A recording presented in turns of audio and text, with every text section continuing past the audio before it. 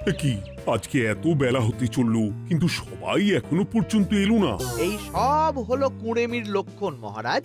আপনি একদিন যারা যারা দেরি করছে তাদের চাপকে দেবেন, তাহলেই সব সিধে হয়ে যাবে। আর বলবেন না মহারাজ, আজকে গিন্নি কাঁচা লঙ্কা দিয়ে কুচো চিংড়ির ঝালটা যা বানিয়েছিল না, খেতে খেতে দেরি হয়ে গেল। গোলগাপ্পি দেওয়ার আর জায়গা পাও না না? বিশ্বাস করুন, সত্যি খুব ভালো রান্না করেছিল গিন্নি, তাই আবার আরেক হাঁড়ি ভাত চড়াতে বললাম। আর সেটা খেয়ে আসতেই তো দেরি হয়ে গেল। আরো এক হাঁড়ি? মহারাজ কিছু মনে করবেন না, এই পাঠশালা বন্ধ করে সব গুছিয়ে তারপরে এলাম। সুপ্রভাত মহারাজ।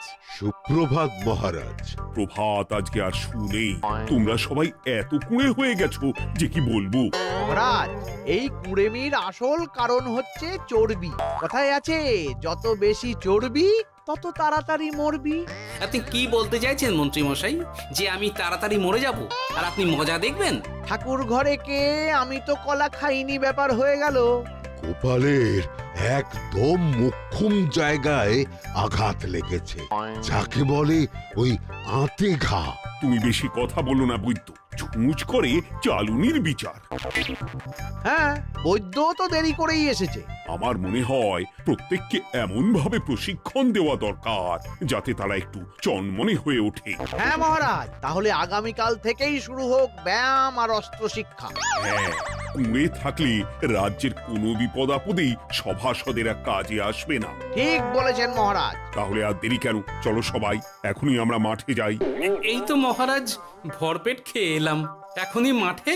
ও সব অজুহাত দিয়ে লাভ নেই, চলো চলো চলো।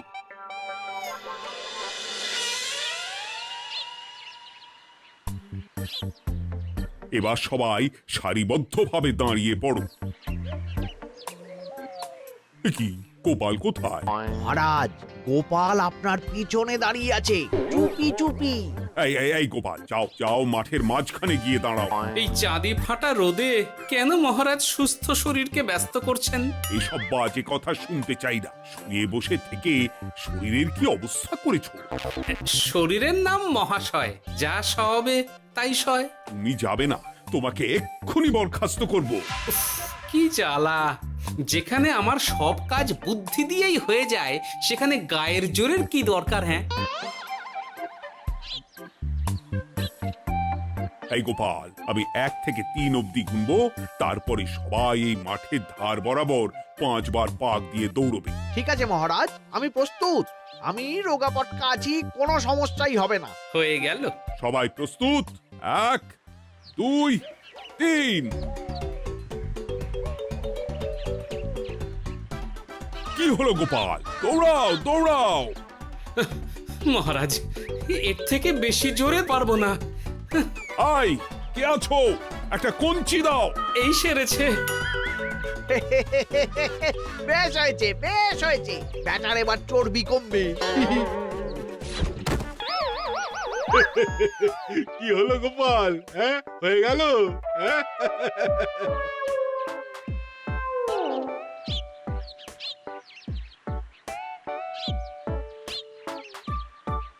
এই গুলটে, উঠি, আমাদের দাদু উল্টে গেছে। হ্যাঁ, তাই তো দেখছি। চল চল গিয়ে দেখি। উফ, চেহারার কি অবস্থা বানিয়েছো গোপাল, হ্যাঁ? এতটুকু দৌড়তে গেলেই চিটপটাং। তাড়িয়ে দিন মহারাজ, এরকম বেঢপ চেহারা সভাসদকে আমাদের দরকার নেই। না না, তা বললে হবে নাকি গোপাল, তুমি এক্ষুনি বাড়ি চলে যাও, কালকে আবার মাঠেই দেখা হবে। এই দাদু, বাড়ি চলো। ওরে বাবারে!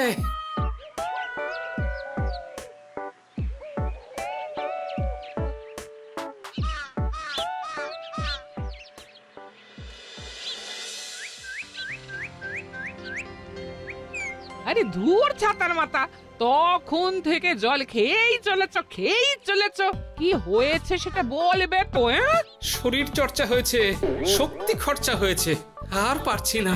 উফ, বাপরে বাপ, কি পায়ে ব্যথা! এই জন্যেই আমি বলি বাপু, একটু বপুটাও নড়াও, কিন্তু কার কথা কে শোনে? ওরে বাবা, অকারণে সুস্থ শরীর ব্যস্ত করবো কেন বলো তো? বেশি নড়াচড়া করলেই আয়ু কমে যায়। তোমার এই বাজে কথা কোন শাস্ত্রে লেখা আছে শুনি? শাস্ত্রে কেন যাব, বাস্তবে জলজ্যান্ত উদাহরণ আছে। আমি মানতে পারছি না। হুম, মানতে পারছি না বললে তো হবে না, তোমাকে মানতেই হবে। বেশ, প্রমাণ করো। আমি যদি তোমাকে প্রমাণ করে দিতে পারি, তাহলে আজ থেকে বাড়ির বাজার দোকান করার দায়িত্বটাও তোমাকেই নিতে হবে। দিদা, তুমি তো ফেঁসে যাবে, দাদুর সঙ্গে বাজি লড়বে না। এই বাদ দে তো, তোর দাদু আগে প্রমাণ করুক যে বেশি নড়াচড়া করলে বয়স কমে। হ্যাঁ তাহলে বাজি? হ্যাঁ, বাজি। আচ্ছা ঠিক আছে, বেশ। তুমি তুমি একটা পশুর নাম বলো তো, যারা খুব তাড়াতাড়ি দৌড়য়। ঘোড়া, হরিণ, চিতাবাঘ আরো আছে। আচ্ছা, এবার সবচেয়ে আস্তে আস্তে কোন পশু চলে, এরকম একটা পশুর উদাহরণ দাও। কেন, কচ্ছপ? এই তো পেয়ে গেছে উত্তর। এবার তুমি বলো তো, কচ্ছপ কত বছর বাঁচে, আর ঘোড়া, হরিণ, চিতাবাঘ এরা কত বছর বাঁচে? চিতাবাঘ, ঘোড়া কেউই 30 বছরের বেশি বাঁচে না, কিন্তু কচ্ছপ 300 বছরও বেঁচে থাকে। হেরেছে, হেরেছে, আমার বউ হেরেছে। উফ, জীবনের কত বড় চাপ নেমে গেল। হ্যাঁ, এই তুমি আমাকে এভাবে হারালে? তখনই বললাম দাদুর সঙ্গে বাজি লড়তে যেও না। নাও, এবার খেলা সামলাও।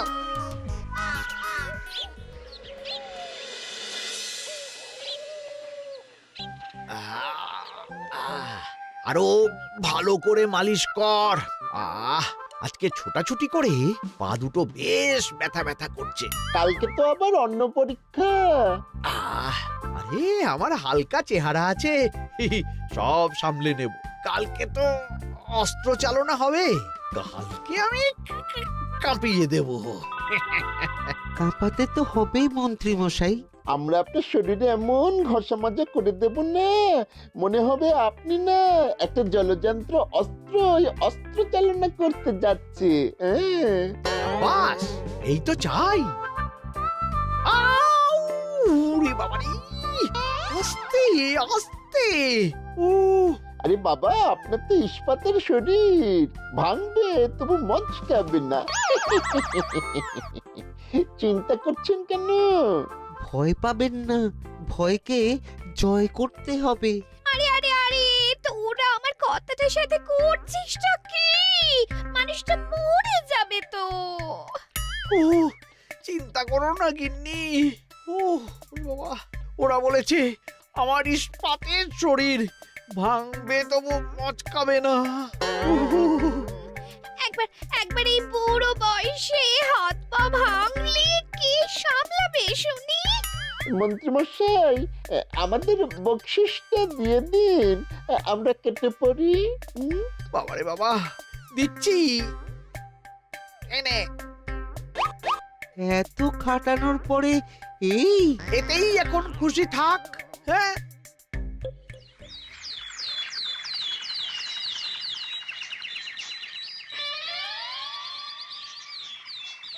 এবার তোমাদের সকলকে অস্ত্র শিক্ষা দেওয়া হবে। উফ, রোজ রোজ কি জ্বালাতনে পড়েছি, বাপরে বাপ। বাবা মা কাউকে ডাকার দরকার নেই, ভালো না লাগলে রাজসভা চাকরি ছেড়ে চলে যাও। মহারাজ, এটা তো উচিত নয়। যে যেটাই পারদর্শী তাকে সেটাই করতে দিন না।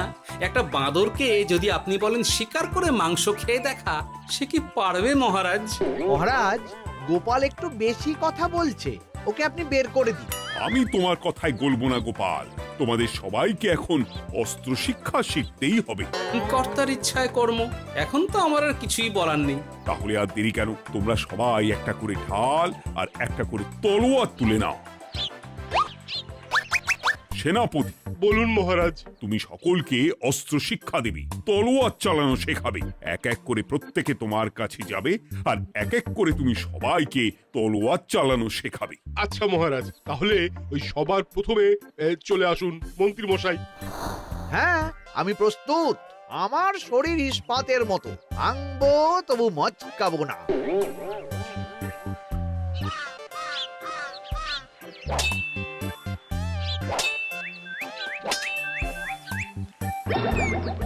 কি কেমন দিলাম? অত সহজ নয় সেনাপতি। আমি মন্ত্রী এমনি এমনি হইনি, আগে অস্ত্র শিক্ষা শিখে তবে মন্ত্রী হয়েছি। এটা কি হলো? হ্যাঁ, আপনি অস্ত্র শিক্ষায় পারদর্শী, কিন্তু আরো বিচক্ষণ হতে হবে। কারণ আজকে এই পাগড়ির জায়গায় আমি যদি তলোয়ার আপনার গলার দিকে চালাতাম, তাহলে কিন্তু আপনার এই ভবলীলা এখানেই সাঙ্গ হয়ে যেত। ঠিক আছে, মনে রাখবো। এবার বাকিদের তো ডাকো। হ্যাঁ, এরপরে তলোয়ার চালানো শিখতে আসবে গোপাল। গোপাল দাদু, গোপাল দাদু। বাবা বাবা বাবা, গোপাল তুমি আবার দলবল নিয়ে এসেছো। দেখি তোমার কত দম। গোপাল, তুমি প্রস্তুত হও। হ্যাঁ হ্যাঁ, আমি প্রস্তুত। ওরে বাবারে, এ তো ভয়ানক চাপের কাজ। আমাকে বেশ বেগ পেতে হচ্ছে। সামলাও গোপাল।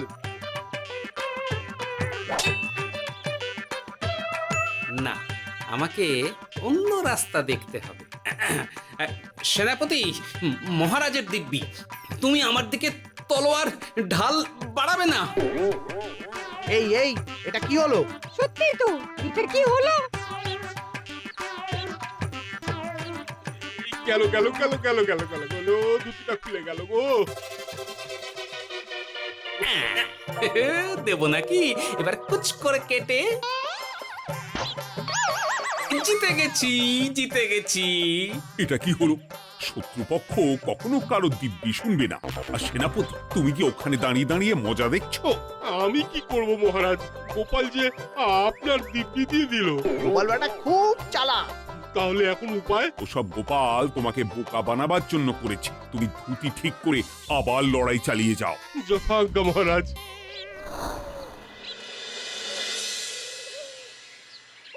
কিরে ন্যাপলা, তোদের দিদা আমার জন্য কি রান্না করে পাঠিয়েছে রে?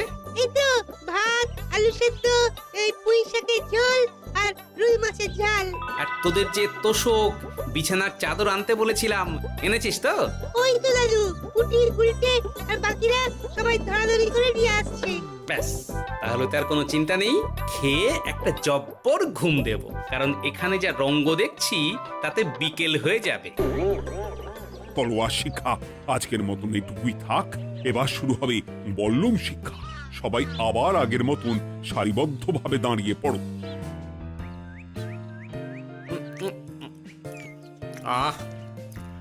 তোদের দিদা পুঁই শাকটা কিন্তু বেশ জব্বর বানিয়েছে। তোদের দিদার হাতের রান্নার কোনো তুলনাই নেই। আহা, কি স্বাদ! কি গোপাল আবার কোথায় গেল? এই তো মহারাজ, আমি এখানে ওই পুঁইয়ের ঝোল আর রুইয়ের ছাল দিয়ে ভাত খাচ্ছি। এসব কি মাঠের মধ্যে খাওয়া? আরে শরীরটাকে তো রাখতে হবে। তাড়াতাড়ি খেয়ে এইদিকে এসো। আসছি আসছি আসছি। এবার আমি তোমাদের দেখাবো কিভাবে বল্লম নিয়ে তেড়ে যেতে হয়। দেখান মহারাজ।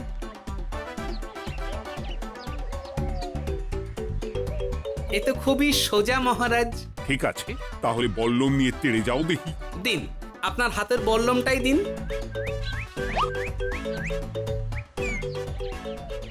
আরে আরে, গোপাল তো মাঠ থেকেই চলে গেল। আমি ডেকে আনছি মহারাজ। আরে আরে, ও গোপাল, গোপাল, মহারাজ ডাকছেন, থামো থামো। মহারাজ বলেছেন বল্লম নিয়ে তেড়ে যেতে। তেড়ে গিয়ে আবার ফিরে আসতে তো উনি বলেননি। আরে, এ তো মহা মুশকিল। উনি এক্ষুনি তোমাকে মাঠে ফিরতে বললেন। সেটা আপনাকে বলতে পারে সেনাপতি, আমাকে তো বলেনি। আমি চললাম।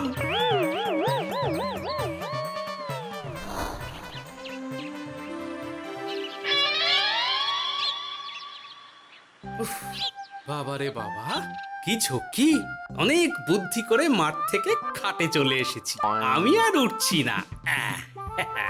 এ কি বলি, তোমাদের তো এখন অস্ত্র শিক্ষা নেওয়ার কথা। হ্যাঁ, তোমার বলা নেই, কোয়া নেই, অমনি বাড়ি চলে এলে। আরে বাবা, ওইসব অস্ত্র শিক্ষা মানেই সুস্থ শরীরকে ব্যস্ত করা, অসহ্য খাটনি, অযথা কষ্ট।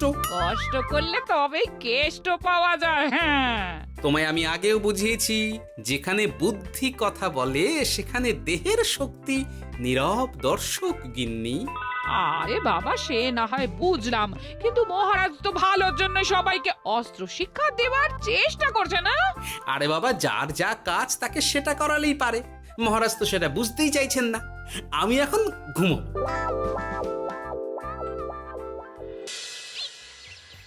দরজা খোলো গোপাল, দরজা খোলো। গোপাল, গোপাল দরজা খোলো বলছি। ব্যাস হয়ে গেল। একটু শান্তিতে ঘুমাবো তার জো নেই। দরজা খোলো গোপাল। বলুন মহারাজ। তুমি কি পেয়েছোটা কি গোপাল?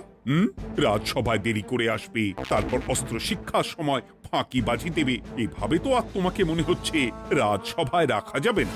মহারাজ, গোপাল তো মুখের কথার লোক নয়, ওকে তাড়িয়ে দিই। কেন মহারাজ? আমি কি এমন মহাপাপ করেছি যে আমাকে তাড়িয়ে দেবেন? এই যে আমার কথা শুনছো না, এটাই তোমার অপরাধ। অপরাধ নেবেন না মহারাজ। পণ্ডিতের দায়িত্ব পুজো করা, সভাকবির দায়িত্ব কবিতা বলা, সাহিত্য চর্চা করা, আর আমার দায়িত্ব হাসি মজা করে আপনার মন ভালো রাখা। কিন্তু আপনি আমাকে জোর করে যুদ্ধের ময়দানে ঠেলে দিতে চাইছেন। এটা আমার ইচ্ছে। আমিও তো মহারাজ ইচ্ছে করলেই অনেক কিছু করতে পারি। চোখ বন্ধ করে লক্ষ্য ভেদ করতে পারি, শুধু বুদ্ধি দিয়ে। আরে বাহ, এত বড় কথা! তাহলে মহারাজ, ওকে বলুন পরীক্ষা দিতে। কি পরীক্ষা?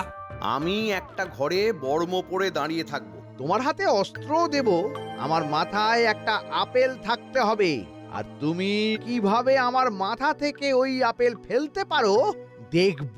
এ তো খুবই সোজা। কি গোপাল, তাহলে লড়বে নাকি বাজি? হ্যাঁ, লড়তে রাজি আছি। তাহলে আজ রাতেই হয়ে যাক পরীক্ষা। যদি এই পরীক্ষায় উতরে গেলে তো ভালো, নইলে তোমার চাকরিটা গেল। গোপাল, তুমি পারবে তো? সে দেখাই যাবে। আজ রাতে তাহলে রাজবাড়িতে দেখা হচ্ছে। যদি আমি এই পরীক্ষায় বিফল হই, তাহলে আমার চাকরি আপনি কেড়ে নেবেন, আর যদি সফল হই তাহলে মন্ত্রী মশাইকে শাস্তি দেবেন। আমি নিজে সারা কৃষ্ণনগরে নাক্ষত দেব। বেশ, দেখা যাক।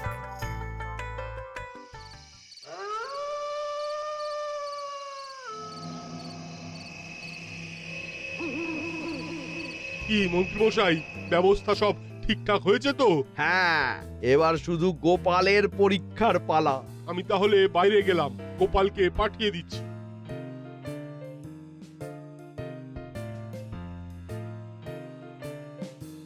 এবার যাও গোপাল, ঘরের ভিতরে যাও, দেখি তুমি কি করে মন্ত্রীর মাথা থেকে আপেল ফেলতে পারো।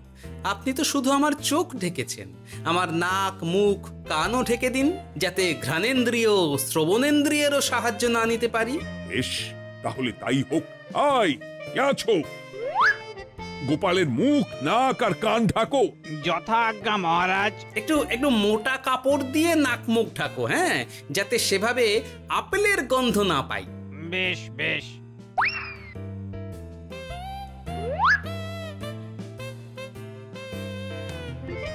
যাও গোপাল। গোপাল, এবার তোমার চাকরি গেল। এবার তুমি কি করবে? কি করবে?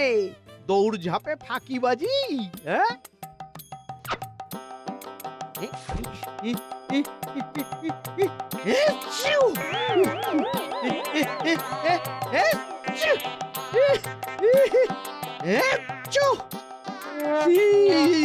গেল গেল গেল গেল গেল, আপেল পড়ে গেল। আপেল পড়ে গেল? মহারাজ, এর মধ্যেই গোপাল আপেল ফেলে দিয়েছে। ঘরের ভেতরে চলো।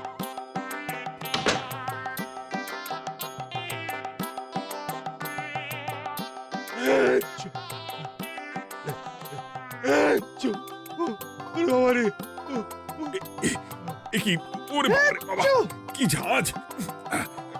ওরে বাবারে বাবা। কি মহারাজ, দেখলেন তো গোপালের চমক? অস্ত্র ছাড়াই আপেল ফেলে দিলাম। কি, এটা তো তুমি নীতি বিরুদ্ধ কাজ করেছো। সারা ঘরে নস্যি ছড়িয়ে দিয়েছো। মহারাজ, হাঁটতে গিয়ে আপেল পড়ে গেছে।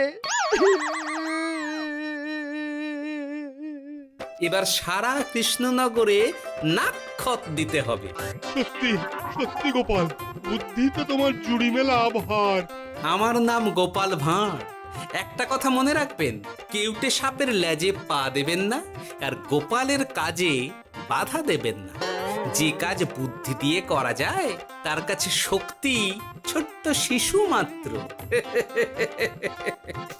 সত্যি গোপাল, আজ তুমি সেটাই প্রমাণ করে দিলে। আর আজ থেকে তোমাকে তোমার ইচ্ছার বিরুদ্ধে খাটাবো না। তুমি খাও দাও, ভুড়ি বানাও। যার যা কাজ সে তাই করবে। যেমন এখন মন্ত্রী মশাই নাক্ষত দেবেন। হ্যাঁ, ভুল করে বাজি ধরে ফেলেছি, এখন নিজেই চাপে পড়ে গেলাম। তাহলে আর দেরি কেন? নাক্ষত এখন থেকেই শুরু হোক। কৃষ্ণনগরের রাস্তা শেষ হতে হতে সকাল হয়ে যাবে।